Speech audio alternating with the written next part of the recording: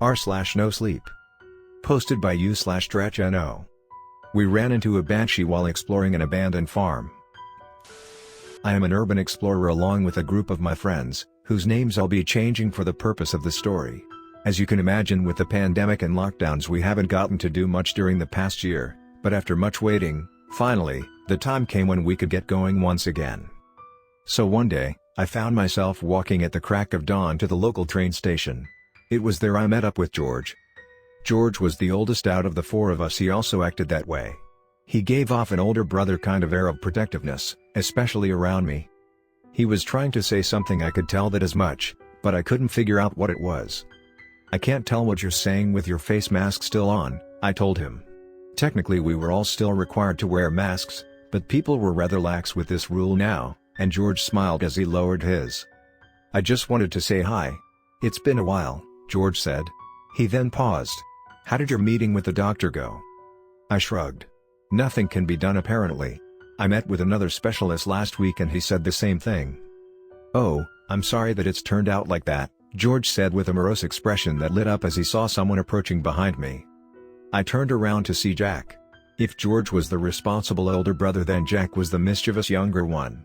He had been attempting to sneak up on me, but now that he had been caught was trying to act normal. It wasn't working. Jack moved in front so I could see the both of them together. "A year later and you're still up to the same tricks?" George said with a frown. "Hey, she can take a joke, can't she?" Jack said with a sheepish grin. "You know, with all she's going through, do you really need to do something like that?" George asked. George was 2 inches taller than Jack. His black hair had streaks of white in it, a testament to how many more years of experience he had than the rest of us. All of it resulted in a very stern face even when he wasn't trying to be serious. Jack's face was a lot more jovial, but it withered under George's gaze. "Sorry about that," Jack said, apologizing to me. "It's no big deal," I told him. I kind of preferred if he kept acting the same way around me as he did before. "So is Mary going to be late as usual?" Mary was the other girl in our group. She tended to arrive late as she was either sleeping in or putting on her makeup. She was mostly into exploring because she liked uploading pictures to her Instagram account and blogging about them. I found her to be pretty easy to get along with, even though she tended to be a bit of a drama queen sometimes. Jack took the time to smoke a cigarette, which annoyed the two of us. "Sorry," Jack explained. He had quit 7 years ago. "I got a bit stressed out with everything and before I knew it I started smoking again. Yeah, real stupid I know, but I've been trying to quit. It's been hard though." Mary arrived 15 minutes later, barely in time for us to catch the train. She has strawberry blonde hair and was quite pretty, explaining her Instagram popularity. She was dressed a bit lavishly for what we were doing, probably hoping to look good in the pictures she's take, but it was nothing too impractical for what we were doing. She made some excuse about traffic, but we all knew there really wasn't any, so we rolled our eyes when she wasn't looking. The train ride was really fun. While I had tried to stay in touch with everyone even during the pandemic by going online, but it just wasn't the same. Especially given how poor the video quality is on Zoom. It lasted a whole 3 hours. Mary fell asleep on the way and Jack tried scribbling on her face with a permanent marker. He tried in the case that Mary woke up and sneezed all over him, which definitely made everyone else laugh as Jack freaked out. In case you're wondering, Mary wasn't sick or anything, it was just her allergies acting up. We got off, but there was an hour-long hike ahead of us after this. We could have rented a car or a taxi, but George wanted to stretch his legs and I couldn't blame him given how he must have felt cooped up after all this time. Mary was a bit less keen to walk the whole way but readily agreed when she realized she could take a bunch of pictures of the surrounding countryside, which would have been a lot harder to do while riding in a vehicle. George took a look at the sun and said, "Let's try to wrap this up before sunset." He was probably saying so for my sake, but I reassured him that I had a flashlight even if it got dark. The place we were going to was an abandoned farmhouse. Part of it had collapsed, but Jack told us that it was safe. That wasn't much of a reassurance, and neither was the story that Jack told us about the place. "So yeah, the story goes that a family that lived here all died mysteriously one day," he said. "And then a few years later the family who bought it afterward also died within a week of each other. Then there is this story of 2 men who went miss." "Knock it off, Jack," George said. Jack kind of had this habit of telling us that nearly every single place we explored was haunted, usually to freak Mary out, but he swore that this time it was real and he wasn't making it up.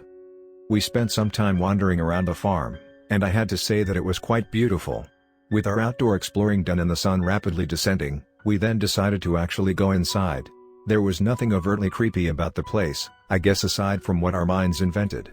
As it began to get dark, Mary made sure to get as many selfies as she thought she needed. George made sure that we didn't wander anywhere that could have been dangerous as always, while Jack goofed off just like he usually did. I mostly spent my time watching the others. I was just happy we could hang around like this like old times. "I think it's time to go then," George said. "We would be running out of daylight any minute now." We turned to leave, but as we did I saw Jack fall to the floor out of the corner of my eye. I turned towards him and saw that he was saying something as he writhed on the ground. "Jack, this isn't funny," George said. However, I didn't think that Jack was faking. I knelt down by him and realized that he was saying the song. It was then that the same thing happened to Mary. She fell to the floor and began writhing almost as if she was having a seizure. She kept saying something, but it was difficult to make out. All I could understand was the song, over and over again. It was then that I saw it. Right there, by the entrance, was a pale figure. I thought it was a woman based on the jet black hair that fell to her waist. Her hair covered most of her face and she was dressed in a milk white robe. George turned my head so I was looking at him instead of her and said, "Banshee. Banshee. The spirit of a woman whose wailing was an omen of death." "What do we do?" I asked. "We need to get out," George said as he went to help Jack up. I did the same with Mary, and George was looking for an alternate exit with his eye finding a nearby window. "There," he said. However, the moment he said so, the figure appeared right there in front of the window to block our escape. I could feel the floorboards vibrating underneath my feet due to what it was doing. Now, even George fell to the ground, crying and weeping. To see him, who was always the strongest and most responsible of us, in a state like this nearly made me panic, but something he said gave me strength. "You're the only one of us who can stand up to that thing." I looked at the Banshee. I had no idea how to get rid of one, but I had heard that in general, evil entities and especially the undead hated fire. I took out Jack's lighter and lit a fallen piece of wood, gripping it in my hand as I advanced towards the ethereal creature. It had a sunken, rotting face, but I could still make out that it was surprised by the fact that I was standing and not rolling on the floor like my friends. In response to this, her mouth moved more rapidly, and the frequency at which the floorboards under me were vibrating increased. I wouldn't let that stop me though. I gripped the piece of burning wood and thrust it at her, igniting a part of her hair. She caught fire as if she had been bathed in kerosene beforehand and was immediately enveloped in flames. She disappeared after that, but not before ripping out a part of the wall. I saw the roof cave in over me, and then there was blackness. I came to some time later with my head throbbing. It was night now, and the lights of an ambulance in the distance told me that some people had come to rescue us. Someone was standing above me, but I could only faintly make out their silhouette. He or she was saying something I couldn't make out. "Sorry, can you please turn on a light?" I told the person. "It's too dark to tell what you're saying." I realized what I was saying must have sounded insane, and so I clarified what I said. "I had an accident a few years ago. I'm completely deaf in both ears.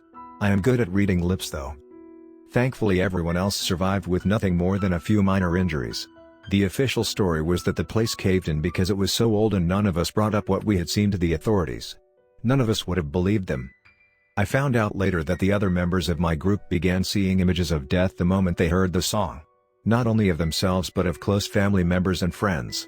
This completely overwhelmed them and they were unable to do anything but listen to it.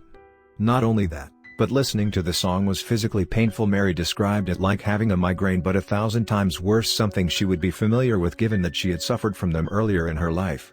If they had listened to it for any longer, they all probably would have had something like an aneurysm and died.